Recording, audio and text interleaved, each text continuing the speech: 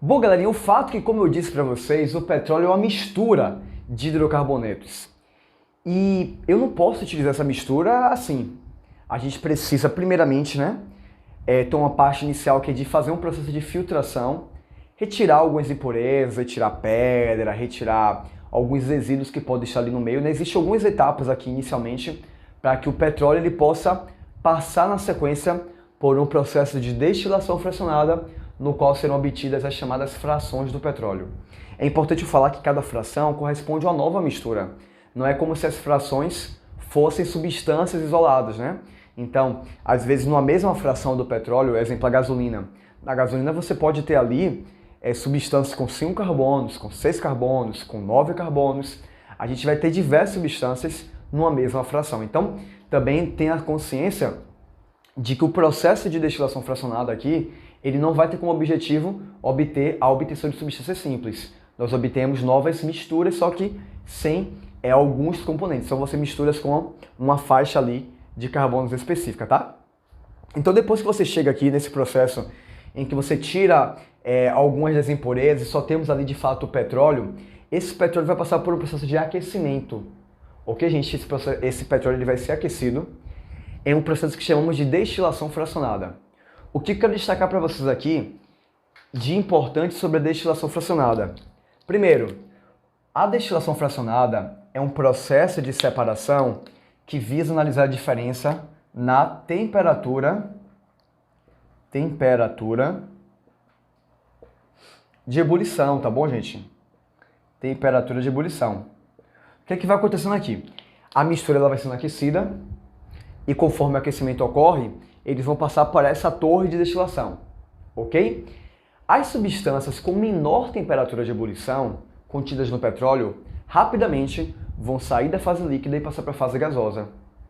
Elas vão estar aqui nessa mistura, inicialmente com a mistura líquida, né? O petróleo vai ser ali uma mistura líquida, mas conforme o aquecimento ocorre, algumas substâncias vão passar naturalmente para a fase gasosa. Essas substâncias, conforme são conforme passam para a fase gasosa, são retiradas. Opa! Retirei aqui uma mistura com alguns componentes que já viraram gases. E aí novos componentes com temperaturas de ebulição um pouco superiores vão entrando em ebulição conforme a temperatura vai aumentando. E eles vão sendo obtidos também. Aí vão sendo retirados. Conforme novo aquecimento acontece, mais substâncias passam para a fase gasosa e são retiradas. Então, o ponto é que as frações são separadas de acordo com a diferença na temperatura de ebulição. Aqui a gente não vai entrar muito nos pormenores do porquê que essa torre de destilação ela vai ter algumas divisões e tal, mas o ponto é que as substâncias com temperatura de ebulição mais baixas, aquelas que viram gás com mais facilidade, elas vão ser retiradas na parte de cima da coluna de destilação. Então, vamos colocar como exemplo aqui, tá? Você não precisa memorizar isso, mas de forma geral aqui em cima você vai obter substâncias com 3 carbonos, com 4 carbonos, e substâncias ali mais que vão estar naturalmente na forma de gases, beleza? Conforme você vai chegando aqui para baixo, você vai tendo substâncias cada vez com temperaturas de ebulições mais altas. Cada vez mais foi mais difícil fazer essa fração passar para a fase gasosa. Então, chegando aqui, você vai ter substâncias já com 20 carbonos, já quantidades maiores de carbonos, e vão ser substâncias com altas temperaturas de ebulição, beleza? Então, em cada saída dessa aqui, você vai ter a obtenção aqui de uma fração.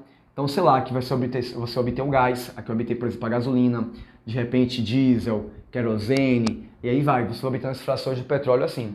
E aí pra cá, vamos lá, leva a gasolina ali pra fábrica de gasolina, para alugar o lugar que vai usar a gasolina, o diesel vai para outro lugar, a parafina vai para outro lugar, e você vai obtendo as frações assim sucessivamente, lembrando que acima você vai ter frações com menos carbonos, porque tem menor temperatura de ebulição, e abaixo vai obtendo frações com maiores temperaturas de ebulição e, portanto, com mais carbonos. Mas lembrando sempre que ainda serão misturas. Então, na destilação fracionada, nós separamos as substâncias por sua diferença de temperatura de ebulição.